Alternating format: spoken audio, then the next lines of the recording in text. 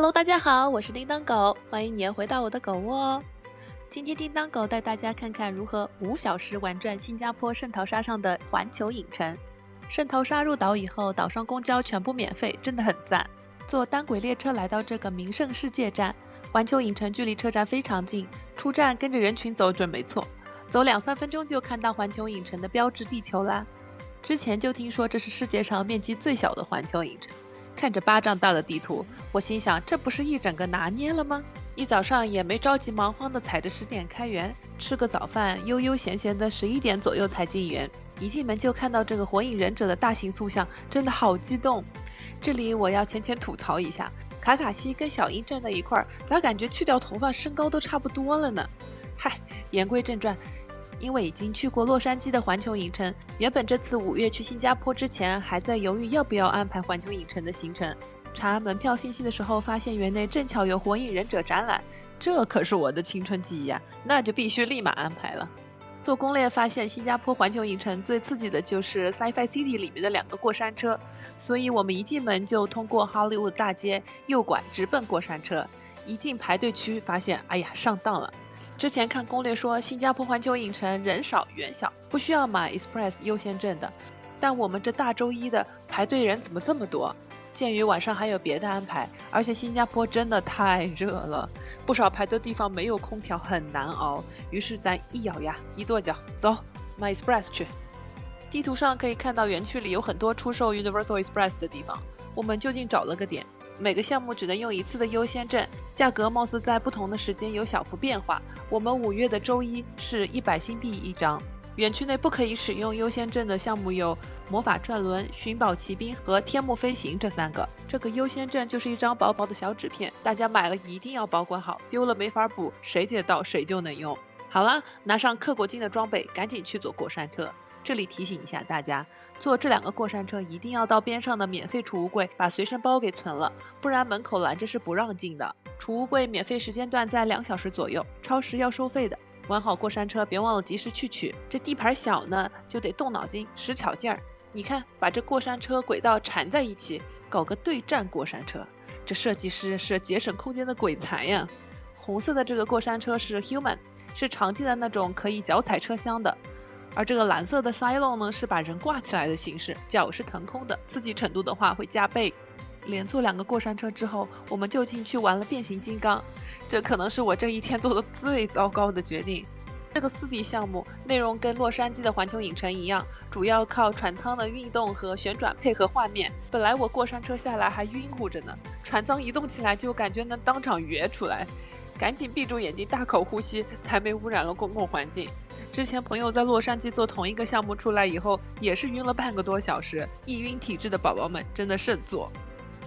一上来整了3个大壶，哎，太上头了，还是去 Naruto 的 Gallery 看展吹冷气舒缓一下吧。走进展馆看到这些熟悉的人物，一整个爷青回呀。叮当狗初中那会儿开始看动漫，第一部看的就是火影忍者，后来大学选日语专业跟初中看这部热血动漫多少是有点关系的。虽然最后没有跟着一集集的追，但去年找了个时间把火影忍者从头到尾全看了一遍，这会儿在这里看展真的很有感触。这片是2002年火影忍者20周年的时候，导演和配音演员等等手写的祝福语。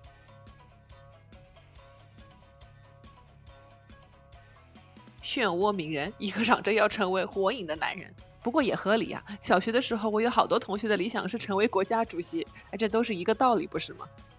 哎呀，路人考试这趴是我最喜欢的部分了，还有鸣人他们第一次出任务对战的扎布藏和哈库，印象很深呢。这片瀑布咱眼熟啊 ，Sasuke 和纳鲁托好像很喜欢在这块打架来着。这个就是木叶村的模型了，看样子村子规模也不算太大，忍者呀果然还是稀缺资源。Akatsuki 小组织，最开始觉得大神丸最强最坏，小组织浮出水面以后，竟然觉得大神丸都有点萌萌哒了。这个展区是最后的大战，当时看动漫最后大战的时候，我就有一种感觉，所有的角色不管是已经死了的还是活着的都出场了，就像是一场漫长而盛大的谢幕。看完展就到饭点了，咱上 Naruto 的 Gallery 的咖啡整点吃的，看着菜单够鲜艳的，点了2个 must try。 用餐的话在2楼，餐厅里也做了些火影相关的装饰。这碗名人最爱的一乐拉面，拉面汤底的味道有点像豚骨拉面那种方便面的调味，中规中矩的吧。不过叉烧、鱼板、溏心蛋都是给的双份的，这个好评。另一份是名人便当，是个合格的且典型的日式炸鸡便当。本来嘛，进来就是吃个情怀的，也没抱太大的希望，吃下来反而发现品质还算合格呢，不错。刚干完饭，也不太适合玩刺激的项目，咱就近做个芝麻街的项目吧。这个项目的话偏低幼一些，全程就是在宇宙背景下看芝麻街里的角色，适合小朋友。结束了，沿着正在建设的小黄人区域往遥远王国走。我5月份去的时候说是今年开园的，但现在已经改到2025年了。遥远王国里是怪物史莱克主题的项目，我们走到最里面先玩穿靴子的猫，再往外一个个项目玩着退出来。穿靴子的猫这个项目趣味性我觉得很高，全露天的吊轨座椅，讲了个智斗大白鹅的小故事，旋转爬升和下降都比较和缓，是个大人小孩都友好的项目。下一个史莱克4D 影院，在这个小城堡里面看的。这个项目有没有优先证其实都一样，看电影总是要等上一场散场了才能进的。讲的是史莱克和他的驴子解救被幽灵法克大人抓走的 Fiona 的故事。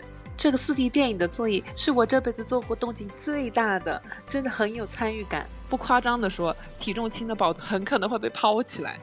最后来到遥远王国出入口旁边坐小龙飞行学校这个过山车，经历过上午那2个过山车的洗礼，这个项目就是儿童版的过山车，小意思，不算太刺激。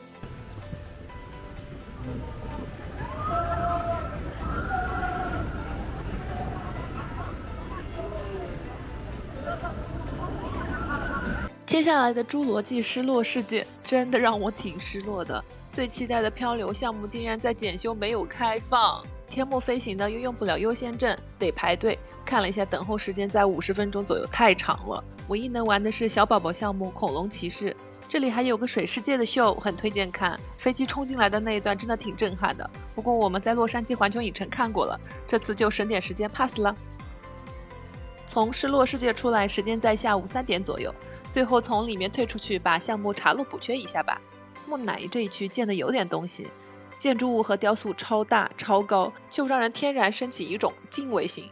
这个项目的造景比洛杉矶的好很多，适合拍照打卡。木乃伊复仇的这个乘坐项目跟洛杉矶的基本一样，不过够刺激也够过瘾，再刷一次还是觉得很好玩。需要注意一下的是，这个项目也是必须存包才能玩的哟。出来看到妈咪这里有拍照互动的，大热天暴晒着太阳踩高跷，演职人员是真不容易啊。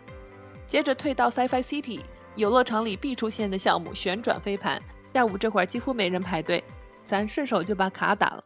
走出来遇到纽约街这里 Rhythm Truck Show， 新加坡环球影城的演员工作真的好有热情，这天气让我躺着我都嫌热，他们还能唱唱跳跳，这不服不行呢。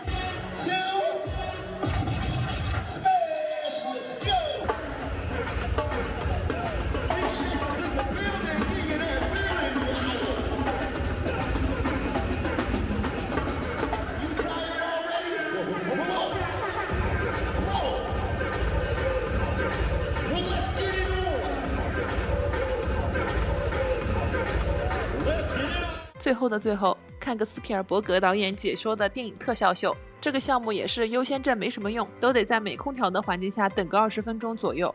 不过进场就有空调了。第2个展厅现场演示台风天特效，我觉得挺值得一看的，有点厉害。好了，在优先证的加持下，叮当狗5小时把小新加坡环球影城一整个拿捏。这园区小也有小的好处，项目之间的移动时间会比较短，能省不少体力。不过还是得提醒大家，新加坡真的太热了，很多项目等待区是没有空调的，来的话一定要做好防晒防中暑措施，手持小风扇之类的降温设备，有条件的话请人手一个。那么这期视频就到这里啦，我们下期再见。我是叮当狗，喜欢我的视频记得关注订阅哦。